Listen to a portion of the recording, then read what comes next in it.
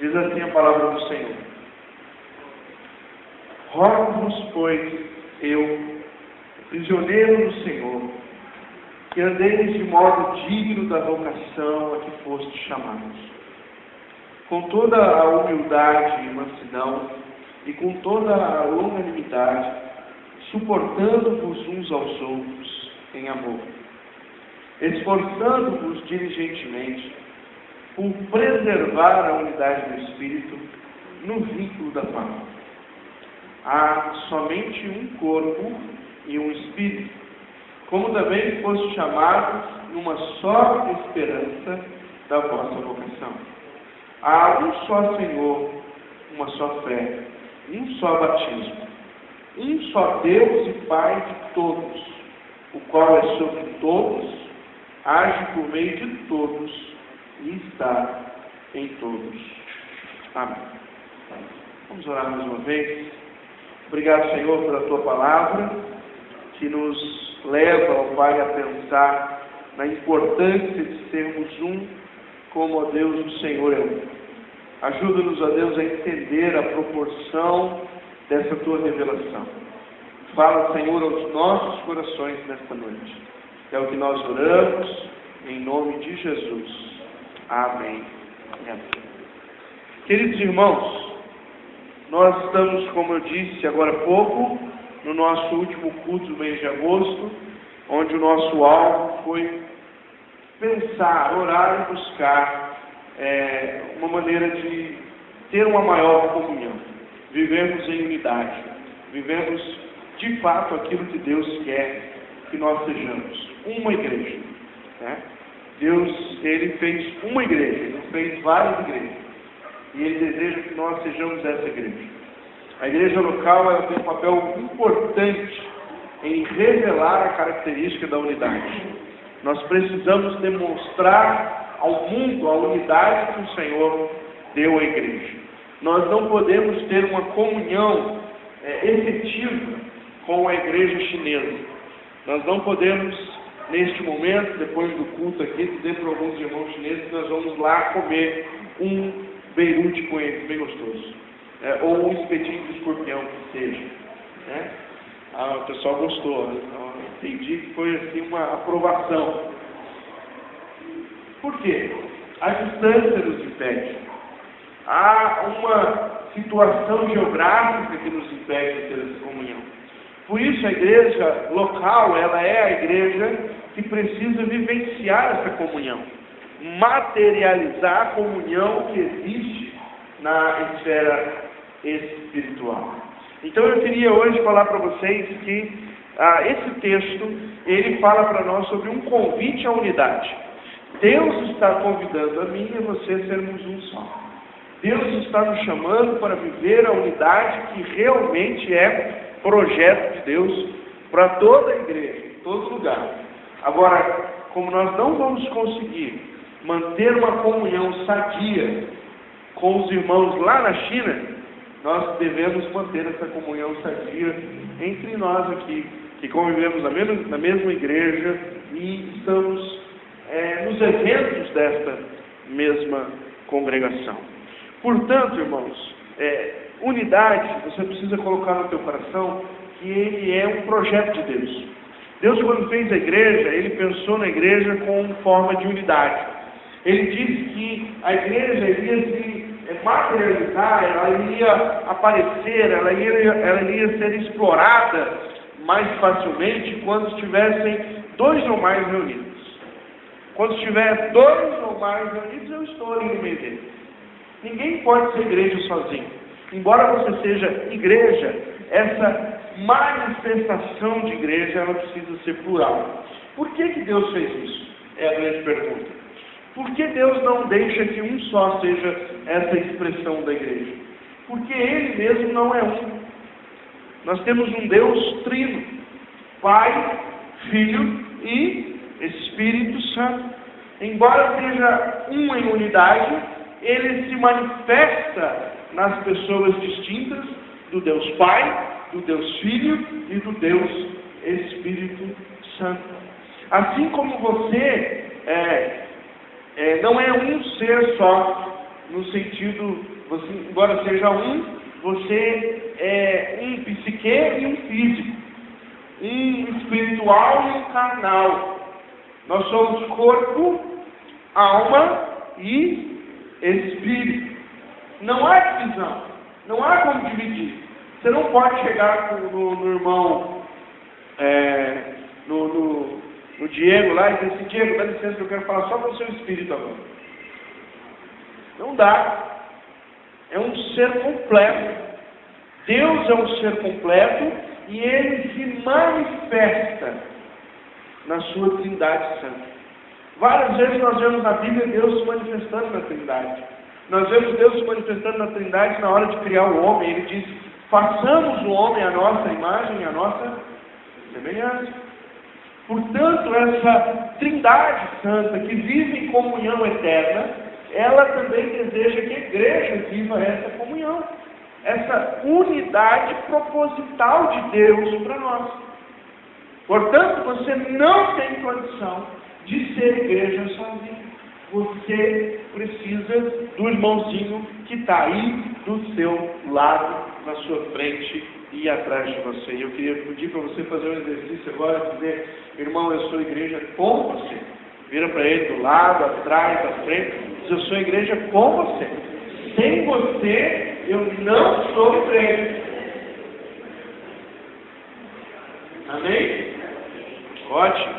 Que bom. Mas, para se ter essa unidade proposta por Deus, a gente precisa observar a palavra. O que Deus quer e como Deus quer que seja essa unidade.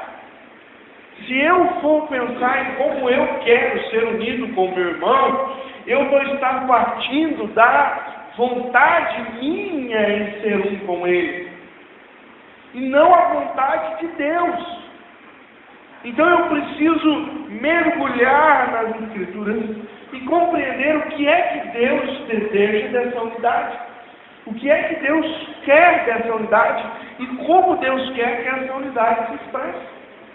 Eu queria compartilhar com vocês nessa noite 3 pontos que Deus coloca nesse texto de Efésios 4 que vai nos ajudar a entender essa unidade da igreja. Há um convite para a unidade. Sim, mas é uma unidade de qualquer jeito, de qualquer maneira, feita por qualquer um? Não.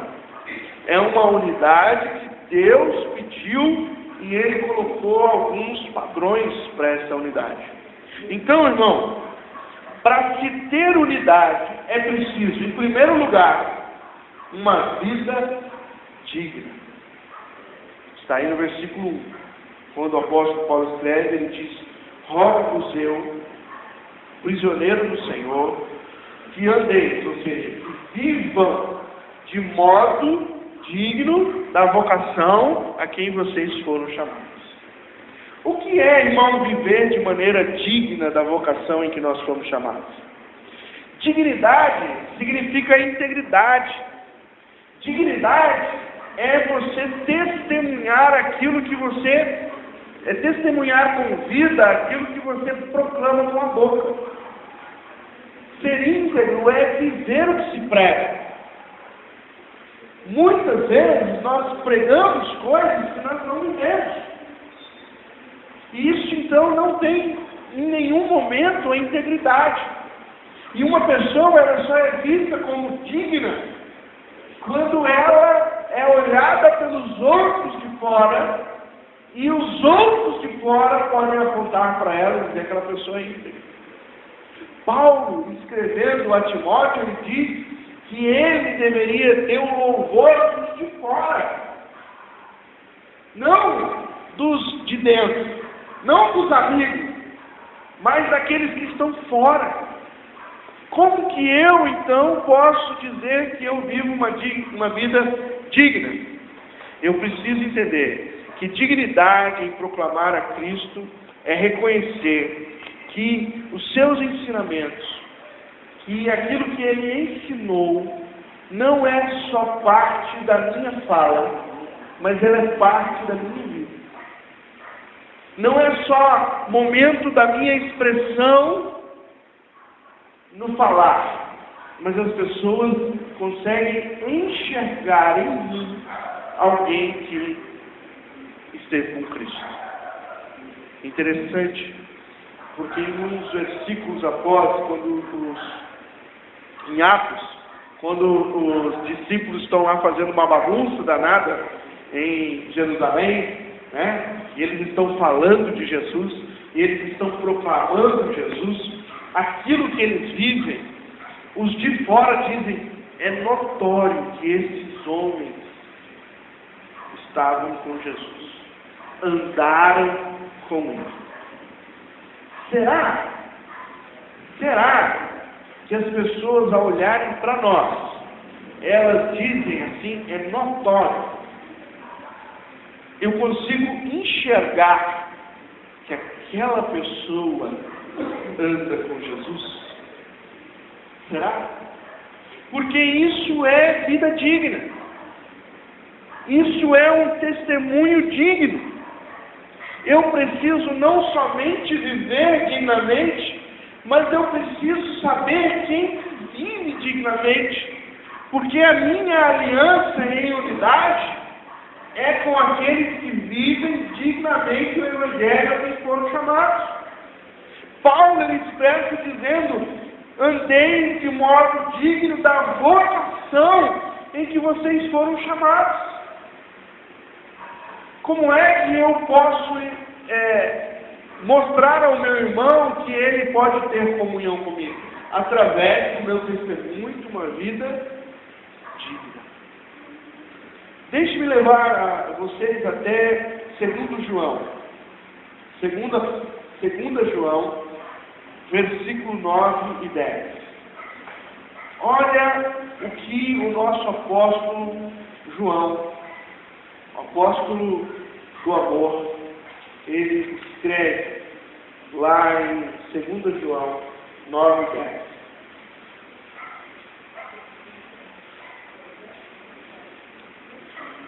Todo aquele que ultrapassa a doutrina de Cristo e não permanece, não tem Deus.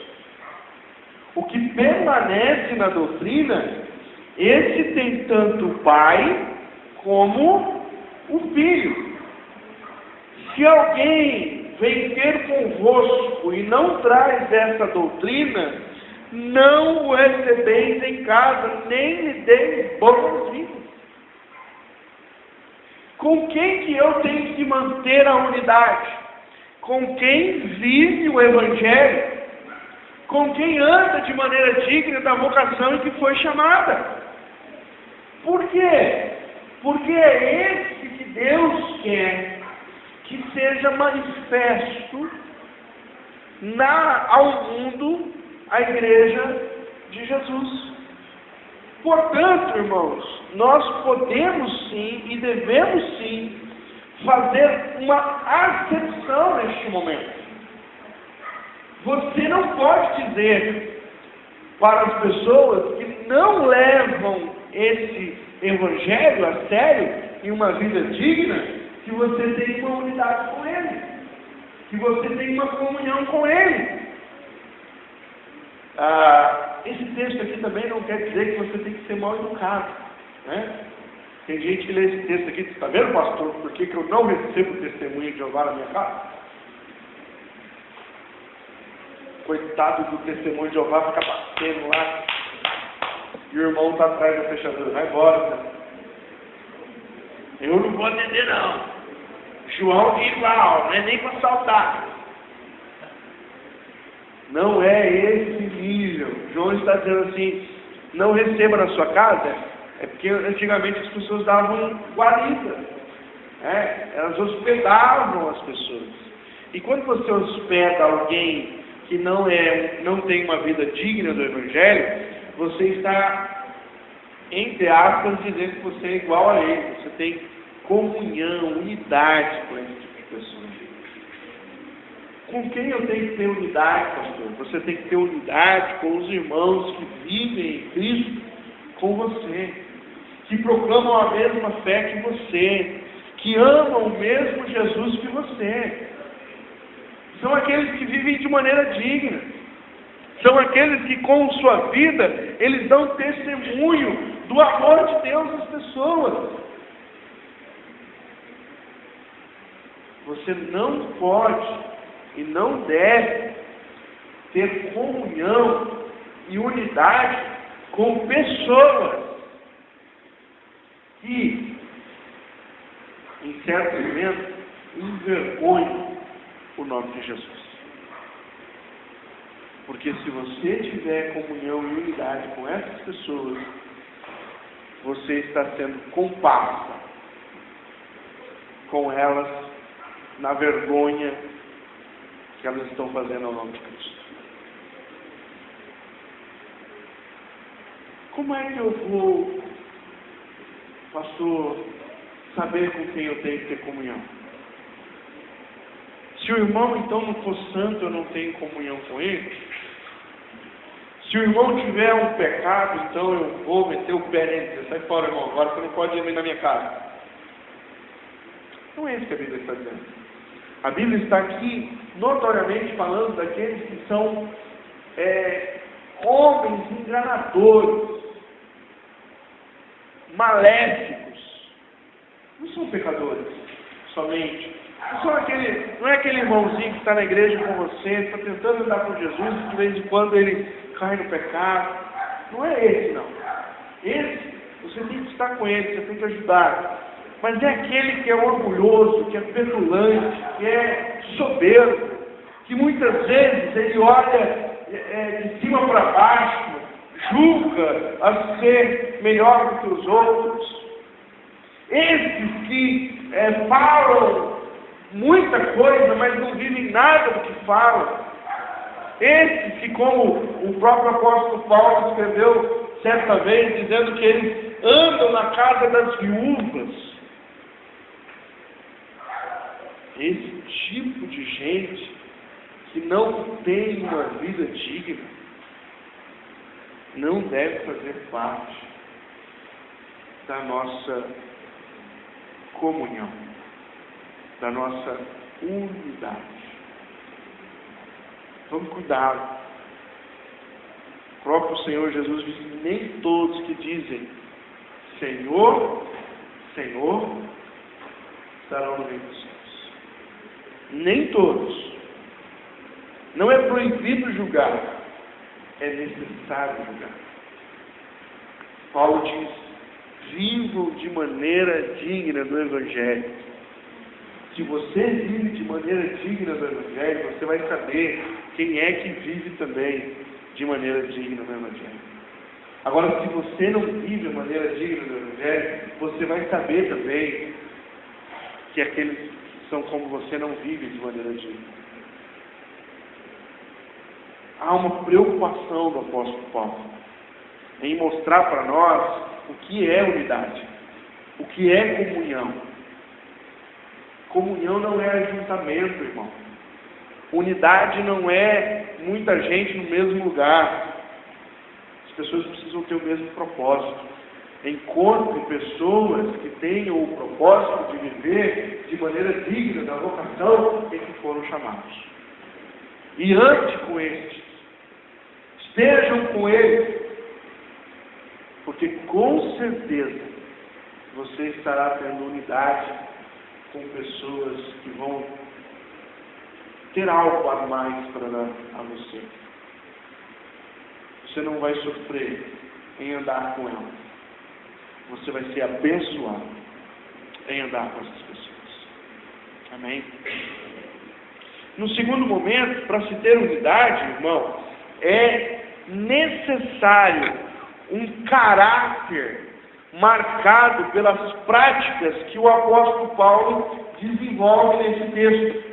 Eu acho interessante porque o apóstolo Paulo, ele vai dizer para nós algumas características, algumas marcas do caráter para a gente encontrar nos irmãos para manter a unidade. Se você ler comigo o versículo 2, diz: com toda a humildade e mansidão, longanimidade, suportando uns aos outros em amor. Como é que vai ter unidade na igreja? Vai ter unidade na igreja quando as pessoas da igreja desenvolverem as marcas deste caráter, um caráter cristão. Qual é a marca do caráter cristão? Show gospel. É? Não é? A marca do caráter cristão é interno, não é externo. A marca do caráter cristão, ela se revela na personalidade das pessoas. Ela não se revela, muitas vezes, somente naquilo que a gente acha que é né? A gente olha esse povo aí que faz sucesso no meio gospel hoje, e a gente diz assim, será que é mesmo? Será que não é em cima do palco uma coisa, e quando desce é outra? Já dizia o velho deitado, que para você conhecer uma pessoa bem mesmo, come 1 quilo de sal com ela. Mas não é, você sabe o que significa comer 1 quilo de sal, né? É que 1 quilo de sal dura pra caramba pra calar. Ou seja, passe muito tempo com a pessoa. E aí você vai descobrir quem ela é. Aí você vai saber quem é ela. É na hora que você encontra essa pessoa na intimidade que você descobre quem é. Então o texto aqui está me dizendo o seguinte: tenha uma marca do caráter de Cristo. As marcas do caráter estão aqui. Quando diz aí, com toda a humildade e mansidão, nos faz lembrar Jesus. Por quê? Lá em Mateus 11, 29, ele diz que ele é manso e humilde de coração. Ora, o que isso quer dizer então? Que Jesus se coloca como um exemplo de humildade e mansidão, e que agora eu tenho alguém para saber como que é ter este caráter. Você quer ter comunhão e quer gerar comunhão e unidade na igreja? Você precisa agir como Jesus agia. Você precisa ser como Cristo é. Por que muitas vezes na igreja não tem comunhão e não tem unidade? Porque as pessoas que fazem parte dessa igreja não têm o caráter que Cristo tem. Eu já ouvi falar, graças a Deus eu nunca participei, mas eu já ouvi falar de algumas reuniões cristãs terminando em sopapos. Eu me lembro que uma vez o meu irmão, ele foi para uma igreja dessas que é bem fechada, o crente não pode fazer absolutamente nada, porque tudo é pecado.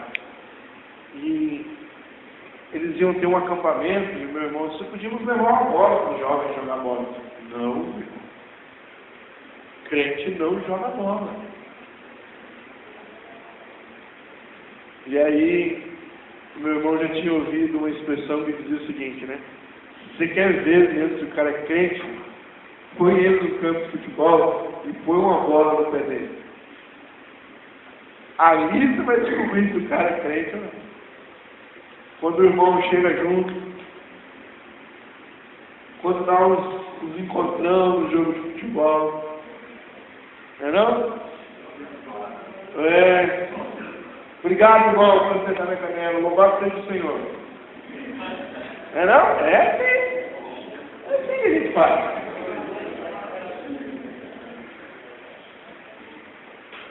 O que é caráter, irmão? Está dentro de nós. É o que sai na hora que você menos espera. Você quer ver um irmão, se ele é crente mesmo? Fica do lado dele quando ele dá uma martelada no dedão. Você fica, aleluia! Glória! Caráter é uma coisa natural. As marcas do caráter de Cristo devem preencher a naturalidade da nossa vida. E o Jesus ele diz assim: eu não me faço de manso e humilde. Eu sou manso e humilde. É diferente. Não é eu estou manso e humilde hoje. Irmão, cuidado, tem dia que você vai me achar manso e humilde, tem dia que você vai me achar não muito humilde, nada de manso. Vigia. Como que é isso? Ou você é, ou você não é. Jesus disse, eu sou manso e humilde. Aprendei de mim. Sejam como eu. Se nós formos mansos e humildes, nós vamos ter naturalmente condição de ter comunhão uns com os outros. O texto continua dizendo, com longanimidade, essa palavra linda, que expressa o caráter de Deus. Sabe por que a gente diz que Deus é longânimo? Porque se Deus fosse fazer o curso, você estava, sabe aonde?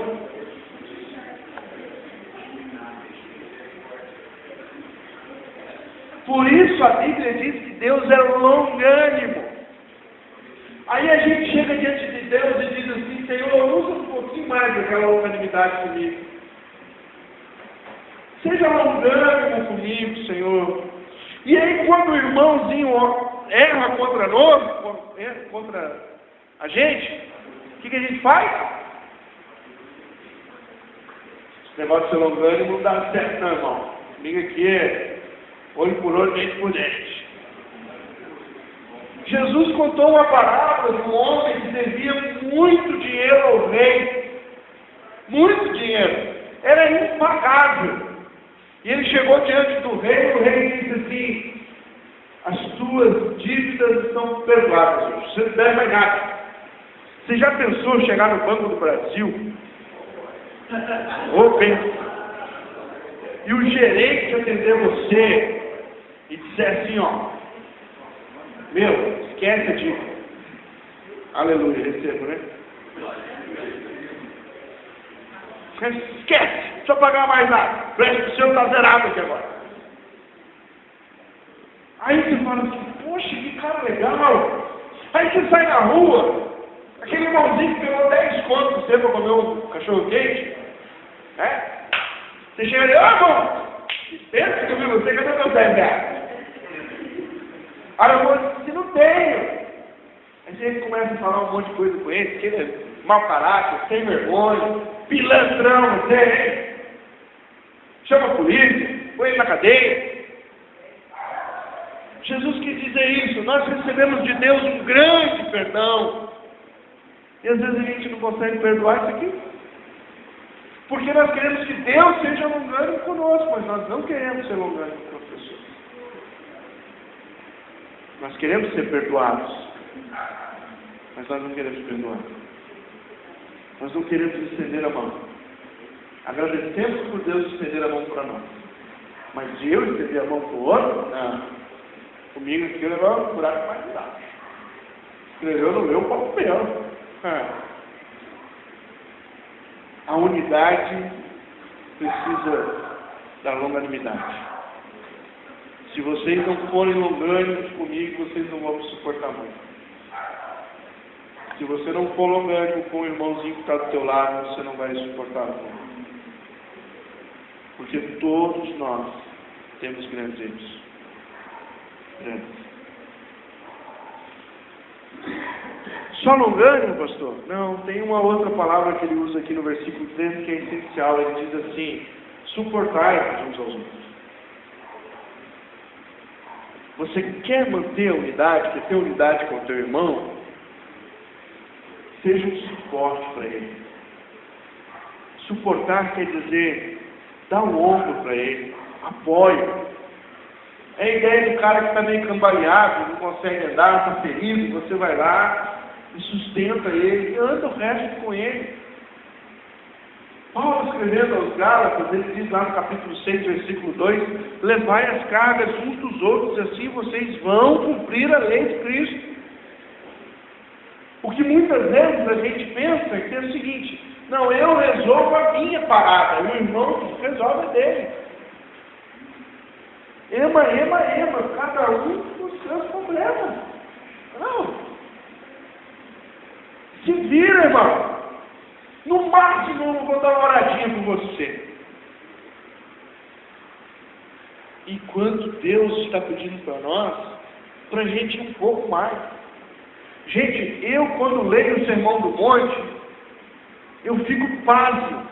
Quando Jesus diz assim, quando alguém te chamar para andar uma milha, ande duas. Que coisa maluca! Como assim? Se alguém te pegar uma túnica, o que você vai? Dar bate na polícia. Dê a outra. Se alguém te der um tapa numa face, ofereça. Quando é que nós estamos levando isso a sério? Quando é que alguém erra conosco e nós nos perdoamos e estamos lá dispostos a levantar aquela pessoa? Quando é? Não é verdade que no nosso meio, na maioria das vezes, nós, quando alguém cai, a gente diz, ficou aí, ó, velho.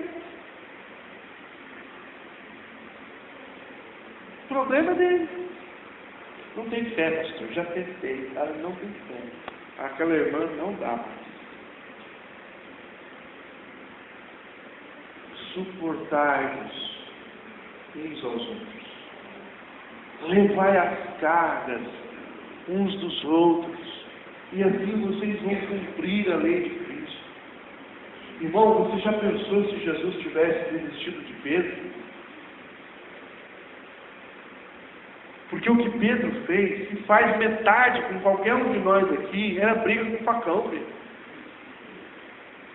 Era porrada mesmo. Vamos lá, partir pra cima. O cara não vale nada, sem vergonha. Pô, me negou 3 vezes. Quando Jesus ressuscita, ele diz para as mulheres, diga aos meus irmãos para irem a Galiléia, eu vou na frente deles.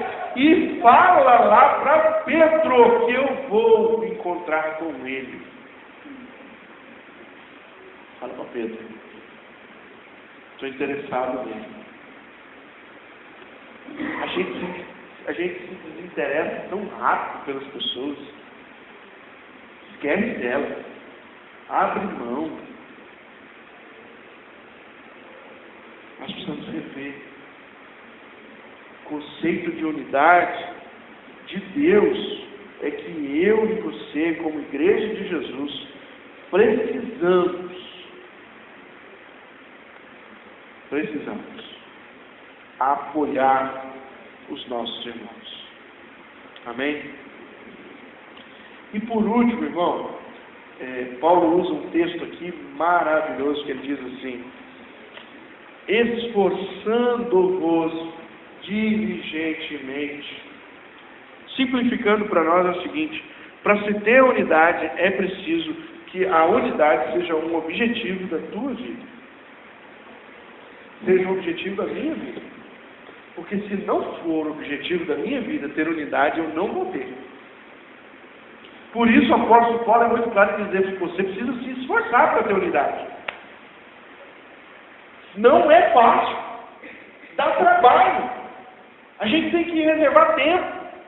A gente tem que promover um evento para se ter unidade. A gente tem que ter um lugar para se ter unidade. A gente precisa ter interação com as pessoas. A gente precisa gastar a nossa energia para ter unidade com elas. Por isso o apóstolo Paulo usa essa palavra. Esforce. E não esforce só uma vez. Esforça sempre. É diligentemente. Esforce. Para quê? Para que você então tenha condições de ter unidade. Irmão, para ter unidade é necessário trabalho. Eu preciso trabalhar para ter unidade com meu irmão. Se eu não trabalhar, eu não vou conseguir ter unidade para ele. Eu preciso pegar o meu telefone, ligar para ele. E aí, como é que você está? Tudo bem? Estou sentindo a sua falta. Eu preciso ter um tempo para sair de casa e ir à casa da pessoa e dizer para ela: o que aconteceu? Sumiu? Queria ter mais tempo com você, queria ter mais momentos com você. É preciso de vez em quando comprar um pãozinho, passar um café, ligar para a pessoa e dizer: olha, tem um café em casa hoje, vem tomar café comigo, tem um pãozinho aqui, com manteiga, simples, mas eu quero a sua companhia. Mas se eu e você não priorizarmos isso, sabe quando nós vamos ter tempo na nossa agenda para isso? Nunca. Nunca, nunca, nunca. Quem tem uma agenda apertada aqui, levanta a mão, deixa eu ver. Eu achei que era só eu. Olha que interessante. Sempre haverá uma agenda apertada. Se eu não me esforçar, eu não vou ter unidade com ninguém. Não vou.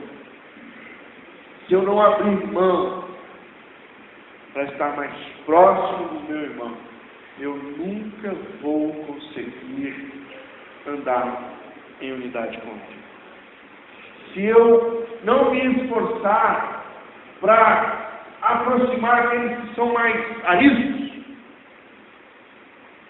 eu nunca vou ter unidade com ele. Pense nisso. Qual é o teu nível de esforço para manter a unidade? A unidade, irmãos, precisa ser preservada. Lembra que eu falei que Deus é um Deus trino? Se manifesta a unidade na sua trindade? Olha como Paulo termina a Bíblia, esse texto. Versículo 4, 5 e 6. Há somente um corpo. E aí vamos achar a primeira expressão da trindade. Uma pessoa da trindade. E um Espírito.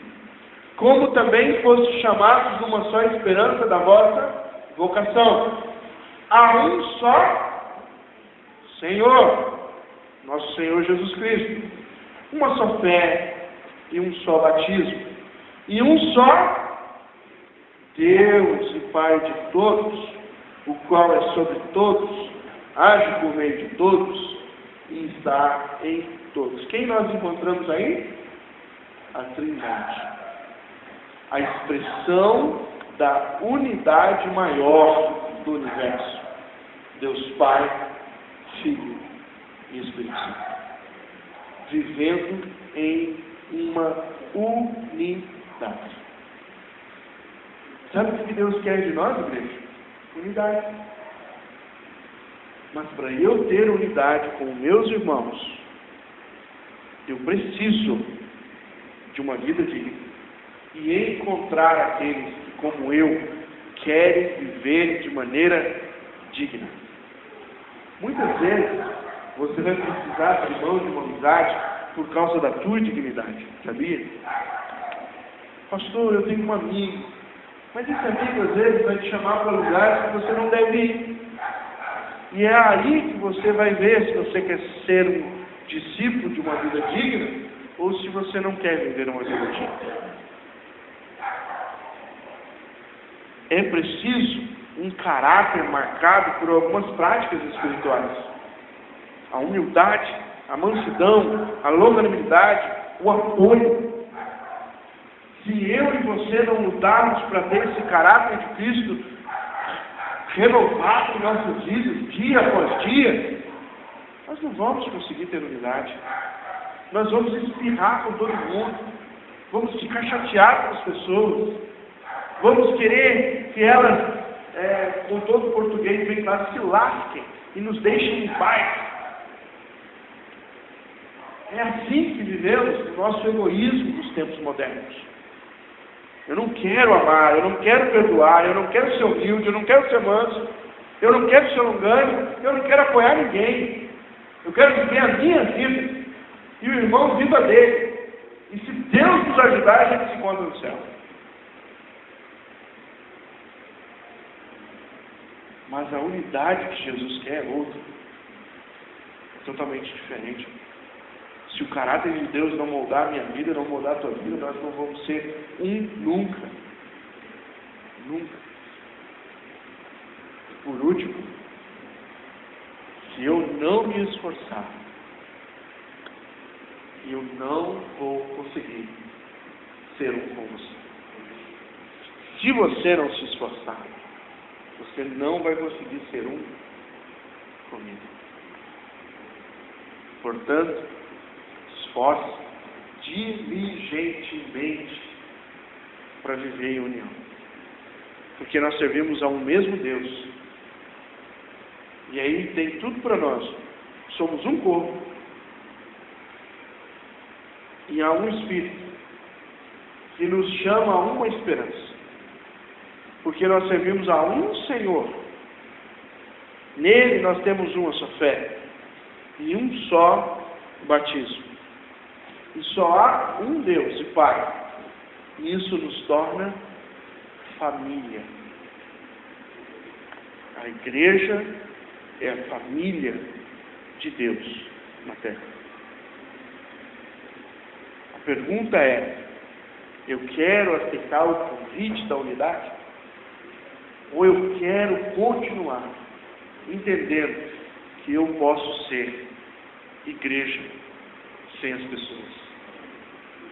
Eu consigo ser igreja sem me relacionar. É mais confortável. É mais fácil. Mas em nenhum momento é a vontade de Deus para mim e para você. Amém? Feche seus olhos um momento, vamos orar.